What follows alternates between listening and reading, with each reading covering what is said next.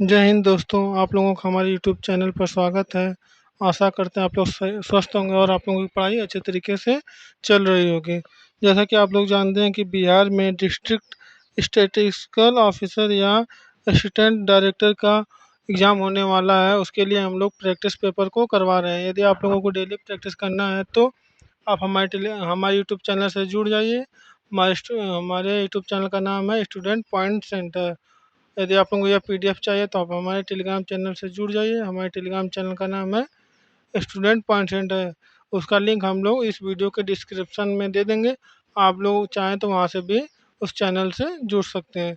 तो चलिए शुरुआत करते हैं आज के सेशन को। सबसे पहले हम लोग सामान्य अध्ययन के 15 प्रश्नों को पढ़ेंगे। पहला प्रश्न है, भारत का संविधान किस तिथि को लागू हुआ था?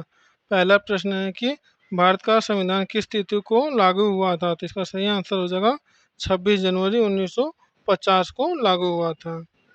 अगला प्रश्न है प्रश्न संख्या 2।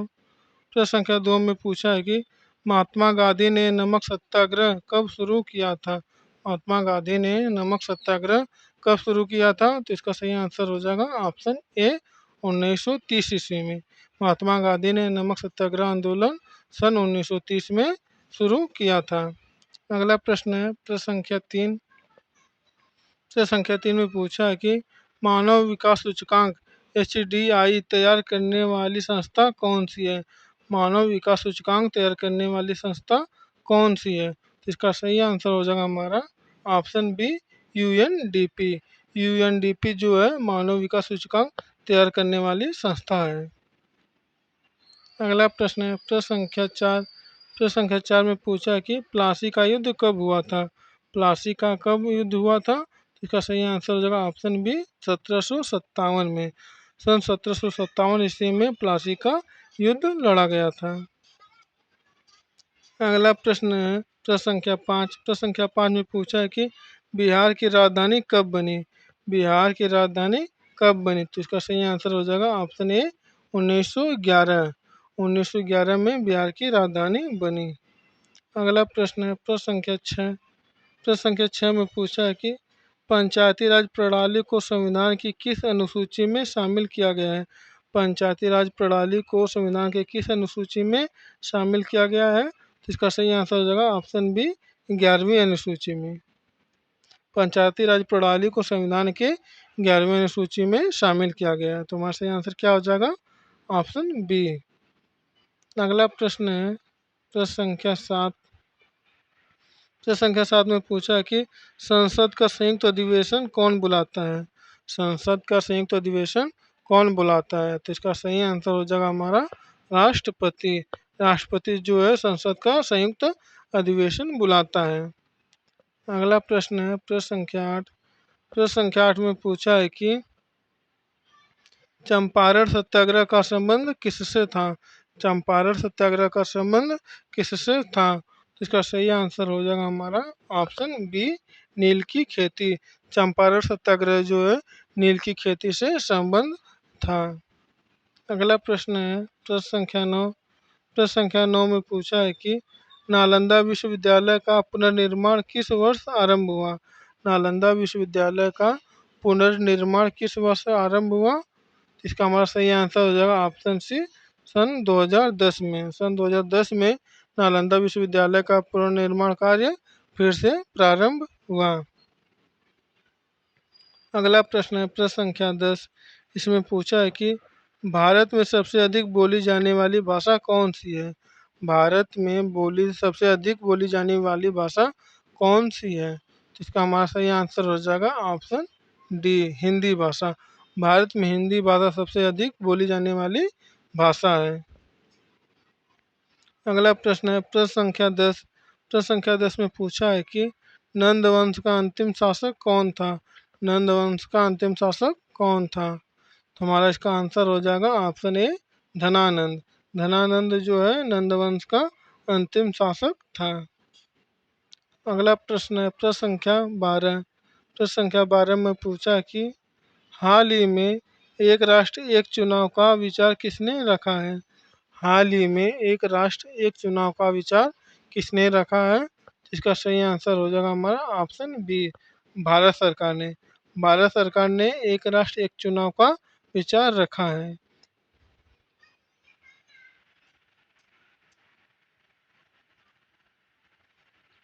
प्रश्न संख्या 13 है। प्रश्न संख्या 13 में पूछा कि भारत में हरित क्रांति के जनक कौन कहे जाते हैं? भारत में हरित क्रांति के जनक कौन कहे जाते हैं? हमारा इसका सही आंसर हो जाएगा option B, M S Swaminathan. M S Swaminathan को हम लोग हरित क्रांति के जनक के रूप में जानते हैं। अगला प्रश्न है प्रश्न संख्या 14। प्रश्न संख्या 14 में पूछा है कि G20 सम्मेलन 2023 की मेजबानी किस देश ने की? G20 सम्मेलन 2023 की मेजबानी किस देश ने की? तो इसका सही आंसर हो जाएगा ऑप्शन ए, भारत देश ने। भारत देश ने G20 सम्मेलन 2023 की मेजबानी की। अगला प्रश्न है प्रश्न संख्या 15। प्रश्न संख्या 15 में पूछा है कि बिहार का सबसे बड़ा जिला कौन सा है क्षेत्रफल की दृष्टि से? बिहार का सबसे बड़ा जिला क्षेत्रफल की दृष्टि से कौन है? तो इसका सही आंसर हो जाएगा गया। गया जो जिला है बिहार का सबसे बड़ा जिला है क्षेत्रफल की दृष्टि से। अगला प्रश्न है प्रश्न, अब हम लोग गणित के प्रश्नों को सॉल्व करेंगे। तो गणित का पहला प्रश्न है प्रश्न संख्या 16। प्रश्न प्रश्न संख्या 16 में पूछा है कि किसी डेटा सेट का माध्य 20 है, 5 अवलोकनों का योगफल क्या है? दिया क्या है? किसी डेटा सेट का माध्य 20 है तो 5 अवलोकनों का योगफल कितना होगा? मान लेंगे हम लोग किसी डेटा का 5 अवलोकन, तो x1 प्लस में x2 प्लस में x3 प्लस में x4 प्लस में x5, ये 5 अवलोकनों का मान हमारा कितना दिया है? 20 दिया है। तो हमारा क्या आ जाएगा? x1 प्लस में x2 प्लस में x3 प्लस में x4 प्लस में x5 बराबर में हमारा क्या आ जाएगा? 20 गुणे में 5। 20 गुणे 5 हमारा कितना आ जाएगा? 100 आ जाएगा। तो हमारा योगफल क्या आ जाएगा? 100। तो हमारा सही आंसर क्या आ जाएगा? ऑप्शन ए 100 हो जाएगा। अगले प्रश्न पे चलते हैं प्रश्न संख्या 17। प्रश्न संख्या 17 में पूछा है कि यदि एक श्रेणी का माध्यक 35 हो तो यह दर्शाता है, यदि एक श्रेणी का माध्यक 35 हो तो यह क्या दर्शाता है? तो इसका सही आंसर हो जाएगा ऑप्शन बी, 50% का मान 35 से कम है। प्रश्न संख्या 18 में पूछा कि किसी आयत का क्षेत्रफल 240 वर्ग सेंटीमीटर है, यदि इसकी लंबाई 20 सेंटीमीटर है तो चौड़ाई क्या है? तो आयत का क्षेत्रफल क्या होता है? आयत का क्षेत्रफल होता है लंबाई गुणे चौड़ाई। आयत का क्षेत्रफल कितना होता है? लंबाई गुणे चौड़ाई। तो कितना दिया है? 240 दिया है। हमारा लंबाई 20 दिया है तो चौड़ाई कितना हो जाएगा? 240 बटे में 20। तो इसको डिवाइड करेंगे कितना हमारा आ जाएगा? 12 सेंटीमीटर। तो हमारा चौड़ाई कितना आ जाएगा? 12 सेंटीमीटर। तो सही आंसर क्या आ जाएगा? Option A, 12 centimetre. अगला प्रश्न है प्रश्न संख्या 19। प्रश्न संख्या 19 में पूछा है कि यदि किसी वर्ग का परिमाप 64 सेंटीमीटर है तो उसकी भुजा क्या होगी? किसी वर्ग का परिमाप 64 सेंटीमीटर है तो उसका परिमाप क्या होगा? भुजा क्या होगा? तो दिया है तो वर्ग का परिमाप कितना है? 4 गुणे में भुजा बराबर में कितना दिया? 64 दिया है। तो हमारा भुजा बराबर कितना हो जाएगा? 64 बट्टे में 4। तो 4 से 64 में भाग देंगे तो कितना आ जाएगा? 16। तो हमारे सही आंसर क्या आ जाएगा? Option B, 16। तो वर्ग की भुजा कितना आ जाएगा? 16 आ जाएगा। प्रश्न संख्या 20 में पूछा है कि किसी अंगवर्ती श्रेणी में a बराबर 5 d बराबर में 3 है तो 10वें पद का मान क्या होगा? किसी अंगवर्ती श्रेणी में a बराबर में 5 d बराबर में 10 तो 10वां पद क्या होगा? तो हमको t10 का मान पूछना है। तो क्या होगा? a प्लस में n माइनस में 1 इंटू डी। nवें पद का ये फार्मूला होता है। a का मान हमारा 5 दिया है, प्लस में तो 10वां पूछा n का मान 10 माइनस में 1 बट्टे में d का मान कितना दिया है, तो 3 दिया है। तो 5 प्लस में 10 में से 1 जा 9 त्रिका 27, 27 5 कितना होता है, 32। तो हमारा सही आंसर क्या आ जाएगा, ऑप्शन ए 32। अगले प्रश्न में चलते हैं। प्रश्न संख्या 20। प्रश्न संख्या 20 में पूछा है कि यदि एक वर्ग की भुजा 14 सेंटीमीटर है तो इसका क्षेत्रफल कितना होगा। वर्ग का भुजा दिया है 14 सेंटीमीटर, तो इसका क्षेत्रफल क्या होता है, तो वर्ग का क्षेत्रफल होता है भुजा का स्क्वायर। तो 14 का हम लोग स्क्वायर करेंगे, कितना आ जाएगा, 196। 14 का स्क्वायर कितना होता है, 196। हमारा सही आंसर क्या आ जाएगा, ऑप्शन ए 196 वर्ग सेंटीमीटर। अगला प्रश्न है प्रश्न संख्या 21। इसमें पूछा है कि 2 4 8 16 32 डैश श्रेणी का अगला पद क्या होगा। इसमें देखिए क्या हो जाएगा, 2 का गुना 4, 4 का गुना 8, 8 का 2 गुना 16, 16 का 2 गुना 32, 32 का 2 गुना 64 आ जाएगा। तो हमारे सही आंसर क्या आ जाएगा, ऑप्शन सी 64। अगले प्रश्न में चलते हैं। यदि एक्स स्क्वायर बराबर 49 तो एक्स का मान कितना होगा। एक्स स्क्वायर का मान हमारा दिया है 49, तो हमारे एक्स का मान हो जाएगा प्लस माइनस अंडर रूट 49। तो हमारा कितना हो जाएगा, प्लस माइनस में 7। तो हमारा सही आंसर क्या हो जाएगा, ऑप्शन सी प्लस माइनस 7।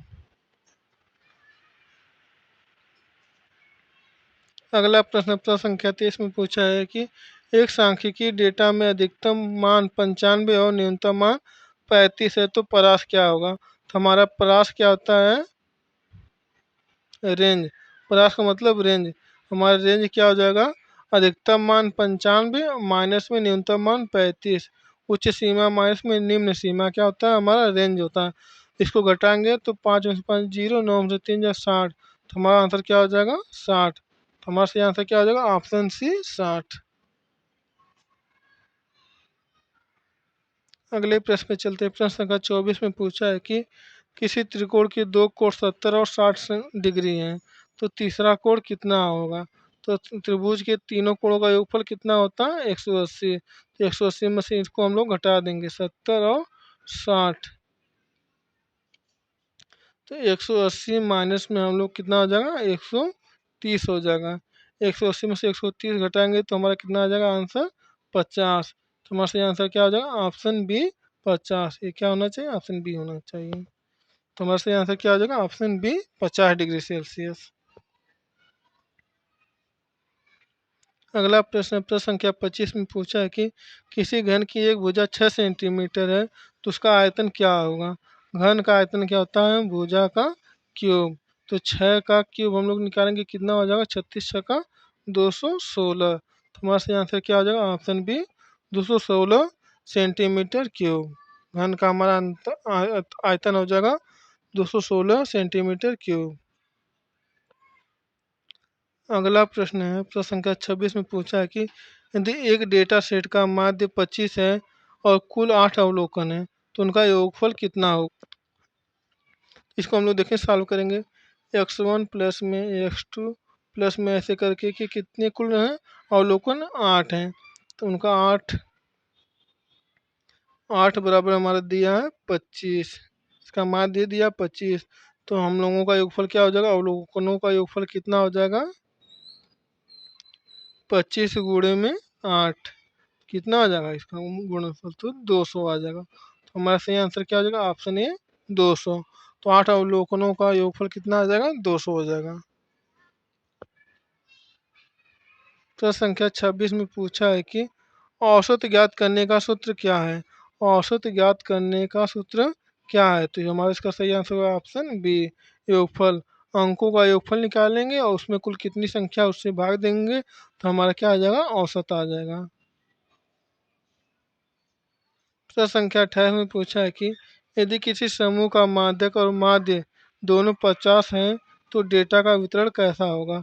यदि किसी समूह का माध्यक और माध्य पर दोनों 50 हैं तो दोनों डेटा का वितरण कैसा होगा। तो हमारा सही आंसर होगा ऑप्शन बी, समान रूप से वितरित होगा।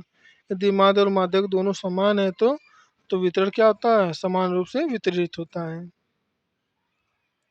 अगला प्रश्न है प्रश्न संख्या 29 में पूछा कि संभाव्यता हमेशा किस सीमा के बीच होती है।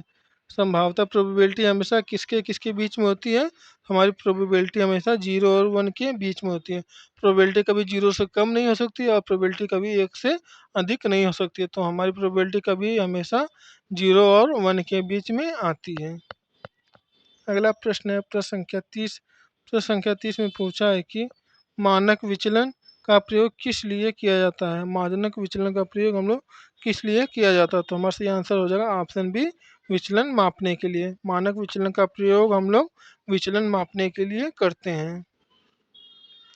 अगला प्रश्न है प्रश्न संख्या, अब हम लोग करंट अफेयर से संबंधित जितने भी महत्वपूर्ण प्रश्न होंगे उनको पढ़ेंगे। प्रश्न संख्या 31 में पूछा है कि 2025 में गणतंत्र दिवस पर मुख्य अतिथि कौन थे। 2025 में गणतंत्र दिवस पर मुख्य अतिथि कौन थे। इसका हमारा सही आंसर हो जाएगा option B, Emmanuel Macron. Emmanuel Macron जो है 2025 में गणतंत्र दिवस के मुख्य अतिथि थे। अगला प्रश्न प्रश्न संख्या 32 में पूछा कि चंद्रयान 3 मिशन किस वर्ष सफलतापूर्वक चांद पर उतरा। चंद्रयान 3 मिशन किस वर्ष सफलतापूर्वक चांद पर उतरा। तो इसका सही आंसर हो जाएगा हमारा ऑप्शन सी, 2023 में। चंद्रयान 3 2023 में सफलतापूर्वक चांद पर उतरा। अगला प्रश्न है प्रश्न संख्या 33 में पूछा है कि हाल ही में बिहार के राज्यपाल कौन हैं। हाल ही में बिहार के राज्यपाल कौन नियुक्त हुए हैं। इसका सही आंसर हो जाएगा ऑप्शन ए, राजेंद्र अरलेकर। और राजेंद्र अरलेकर जो हैं बिहार के राज्यपाल नियुक्त हुए हैं। अगला प्रश्न है प्रश्न संख्या 34 में पूछा है कि G20 सम्मेलन जो 2023 कहाँ आयोजित हुआ था। G20 सम्मेलन 2023 कहाँ आयोजित हुआ था। इसका सही आंसर हो जाएगा ऑप्शन बी, नई दिल्ली में।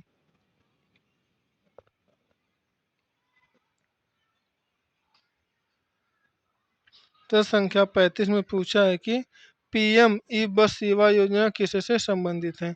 पीएम ई बस सेवा योजना किससे संबंधित है। तो हमारा सही आंसर हो जाएगा ऑप्शन सी, इलेक्ट्रिक वाहन परिवहन से संबंधित है। प्रश्न संख्या 36 में पूछा है कि 2024 लोकसभा चुनाव में एनडीए को कितनी सीट मिली हैं। 2024 लोकसभा चुनाव में एनडीए को कितनी सीटें मिली हैं।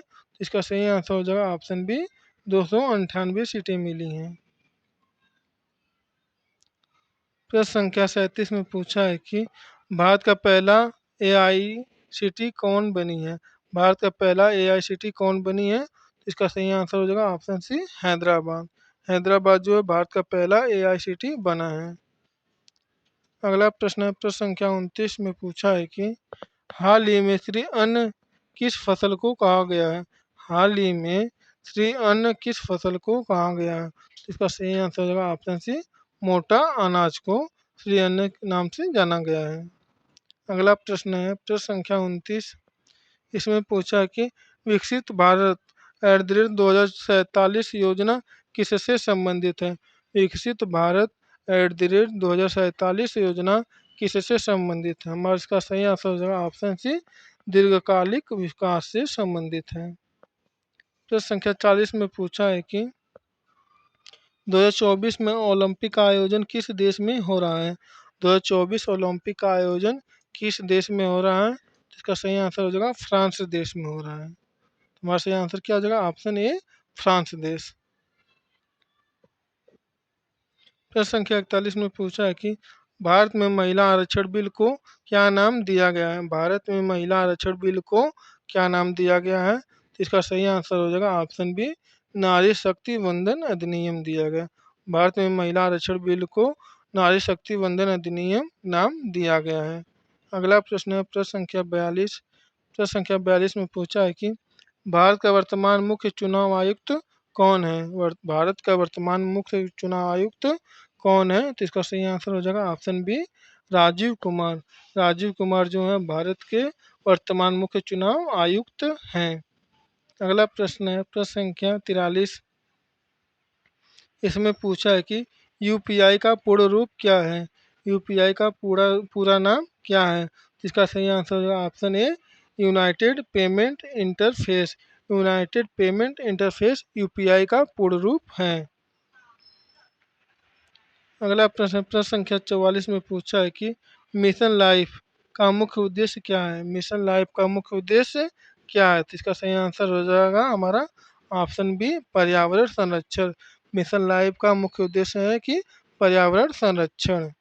अगला प्रश्न है प्रश्न संख्या 45, इसमें पूछा है कि 2024 में भारत का कौन सा राज्य पहला सौर शक्ति राज्य बना है। 2024 में भारत का कौन सा राज्य पहला सौर शक्ति राज्य बना है, तो इसका सही आंसर हो जाएगा ऑप्शन ए, गुजरात राज्य। गुजरात राज्य ऐसा पहला राज्य है जो भारत का सौर शक्ति राज्य बना है। अगला प्रश्न है, अब हम लोग कंप्यूटर से संबंधित महत्वपूर्ण प्रश्नों को पढ़ेंगे। प्रश्न संख्या 46 में पूछा है कि रैम का फुल फॉर्म क्या होता है। रैम का फुल फॉर्म होता है रैंडम एक्सेस मेमोरी। तो हमारा सही आंसर क्या हो जाएगा option B, random access memory.